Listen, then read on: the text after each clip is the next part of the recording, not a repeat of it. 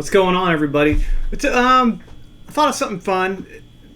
Following on from my video I did in January for the goals for the channel for 2024. I think I'm going to do this for as long as the channel exists. One, to have where I want to go in the year, in January. And then one in December, probably around Christmas time or right before, after Christmas time, have a second video saying, what we accomplished at the end of the year, just to see if we can close the loop. And then, basically also have a mid-year, which this video will be. It's the beginning of July. And let's go back and see how we're doing. So then basically I'll know what I still need to accomplish. And then I can also bring you guys up to speed on maybe plans I've changed or altered. And then basically we can move forward. It's a good motivational tool, and it also has a great way to interact with the community. So far this year, we've played 11 battles. That's great. Would be great to have, one a week, but not quite there yet. So two, that almost averages out to 2 a month. So that's not horrible. I can do better, but I've really been on this painting rush lately.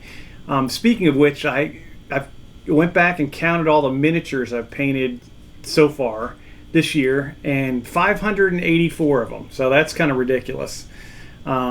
Just a hodgepodge of the different projects that I'm working on, but the best guess from just going back and watching videos and trying to figure out what I've done. I think it's about 584 between Napoleonics, medieval, World War II guys, the whole gambit. The games I played 2 Lion Rampant, with the Dragon Rampant probably toss in. 2 bolt action games, 2 General d'Armée 2 games. Got the 2 Hail Caesar games under my belt now. Did the Rebels and Patriots and the Men Who Would Be Kings matches with the comparison video. That was a lot of fun. And also tossed in a sharp practice game. So that brings the total to 11. Things that, just looking at that list, things I'm missing, is Chain of Command. Is the big one that jumps out at me, and I'm going to remedy that this afternoon. So we'll go into that more in detail in a little bit, but it's a phenomenal system. I can't believe I haven't done one this year, and I got to fix that. So we'll play a game of that. Also, haven't done a BattleTech game this year. I think I had one in December, so I owe myself a big game of classic BattleTech. I do want to pursue those. That wasn't even on the roadmap for this year, but I do need to have a game of that as well. Just to be honest with everybody, the things that I mentioned in the beginning video, just so you don't have to go back and watch it. If you do, that's great. I love it. I'll take the views. One of them was 6mm Hail Caesar, which anything 6mm I'm still failing miserably. But I was able to play a Hail Caesar game by just painting a whole lot of more of these medieval troops. So that was great. Really enjoying that system. It's phenomenal. And it's everything I thought it would be. But I still owe the 6mm world. And then the World War II stuff. I was going to go with Plastic Soldier Company and do 15mm, but then I've had some concerns with having multi layers of terrain. So I'm going to shy away from that, and I'm going to switch to Bacchus's World War II lines, and then continue my Narva campaign. So Soviet Eastern Front, 1944.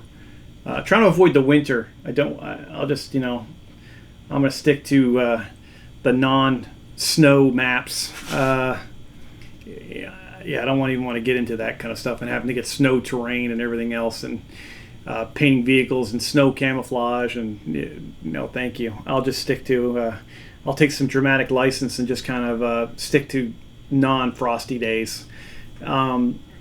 So Bacchus has a phenomenal range, and they're a phenomenal company. If you guys are out there, thank you for everything you do. So I will get those at some point. I do want to continue that player-driven campaign stuff when I get into that, where I have send out videos to members of the community to say, hey, you're the overall commander. What would you like to do? Which objective? Because it'll be nice to lay out this whole entire table. Plus, I am going to build over there and add another 6 foot by probably 12 foot section over there, bringing me up to almost a 30-foot long table. That will be great. Covering all that with 6mm is probably going to be a lifetime goal. That was more likely I will utilize all that table space for 28mm Napoleonics only, just because I'm almost to the point where I'm oozing off this 15-foot table now with my Napoleonics, and thanks to the wonderful gift of from Doug Carmichael and Mike DeSoleray, I've got more and more troops to add. One thing I do want to do, when I really got into Napoleonics at first, the only thing I really wanted to do was kind of have a refight of Waterloo, with Hougoumont and La Haye Sainte, and then basically in between those. I didn't want to go to Plancenoit, but I think I will do that in my alternate timeline campaign at some point, and then once again be a little bit creative and have Russian, Prussian, and Austrian showing up there to fight a gigantic Grande Armée. So it'll just be fun to kind of having those huge historically buildings like La Haye Sainte and Hougoumont out there, just having troops just wailing on it and just trying to have just see how it goes in an alternate timeline. I didn't do the best of explaining that. I apologize. Once again, I have no script. So that's something I'd like to do. That'll probably be a next year thing, along with the 6mm ACW. When I do the Battle of Perryville with James and I going out there and fighting actually on the battlefield, the Battle of Perryville. So that's right down the street. I'm not going on a big old road trip. So that'll be fun. So I'm really looking forward to that. And then storing those gigantic complexes, especially Hougoumont, which is 28mm, is I got to work on that to keep it somewhere when the 1 or 2 games I don't use the dang thing. So another thing, I was going to do 28mm Samurai, but War Games Atlantic just popped out that 10mm kind of epic scale. They have a different name for it though. Samurai line. Boom. That's going to be right in my wheelhouse. So I'll probably do pike and shot with Samurai Warriors and go from there. I'll pick up some boxes of those at some point and hopefully start knocking them out. In between those 10mm, that might be a good transition to 6mm. So yes, looking forward to that. And then the final thing, I can't remember if I said it on my goals for the channel, was to have a large ACW game. So after I paint this 62 cavalry, I'm working on now for Hail Caesar. I do want to do 2 more World War II units. I need to do a couple more Germans and some more Soviets, and increase for the chain of command, and playing big chain of command, which you'll see later on in the video. I like to get to the point where I have 3 separate platoons, so basically an entire company on the table fighting simultaneously. So yeah, that sounds like my ideal of heaven. So big old company on company battle. Once I get into the 6mm stuff, then we can get into then we can get into battalions level gaming with the rapid fire rules. So I can go both directions. Big and stupid big. So looking forward to them, hoping the rapid fire rule set works well and I enjoy it. It looks very simple. It looks very fun. It should, but you never know till you try something. So there's some good battle reports out there, but I want to see what works for me and everything else. I think that's. And the ACW also wanted that. Sorry, I kind of veered away from that. Got on a tangent. Who would have thought I'd do that? Is paint more, Confederates and Union troops, and then a game with hot lead and cold steel. I am trying to try out larger scale rules to see which rule set we will utilize for the ACW large scale games. I want to fight the entire Eastern campaign starting at Bull Run at some point, and in 6mm. So it's either going to be the the black powder version of it, or it's with the supplement that they have for ACW, or I want to find a different rule set. There's one called the Anvil of Freedom. There's a couple other ones. I want to try a few of them out and just have some fun with that, and maybe do another compare and contrast video, and then also with hot lead and cold steel, see which one is the best and the most fun, and then just keep on hammering away. And then I've got to paint some more Napoleonics after that, and get more into I need more GDA 2 games, because that's an amazing system, and that's my favorite by far. It's a lot. I think the big Napoleonic games and big BattleTech games are just like when you get done with them, and all the editing, and then get the video out. I mean, they're always now in the 3-hour range for these videos, and that's probably the editing is probably twice as long as that for me. Plus, and the game, it's a lot of work, but it's just a blast, and it's beautiful, and but just it's a lot. I couldn't knock out 3 Napoleonic games in a week ever. Maybe using black powder, but I don't mind going slow and having a game of General d'Armée last a week down here, and just coming down and playing a couple hours, and then going upstairs, and then coming back downstairs the next day and playing a couple hours. That's fine with me. I love it. So it's just more time to sit here. Sometimes to come down here and just drool at an attack, or formation moves, and just seeing all the troops laid out. And I forget to roll the dice sometimes. It's like I'll just sit here and stare at these guys for an hour. It's something to. It's great, and if you haven't done Napoleonics, it is a labor of love, but it's amazing. So that's it.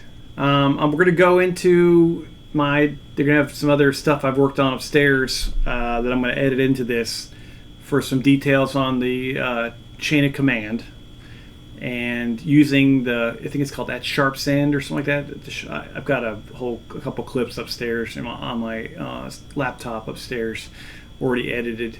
It's got to move them in, and then of course the big chain of command rules. For that, I'll just be using just those 3 basic, the basic rule book, that sharp sand I think it's called, and then big chain of command. No other supplements. So maybe in the future, but I want to have a huge campaign, and you'll see a good look at James's amazing work that he did on that Narva campaign map. Gosh, he is all you guys that are really super talented.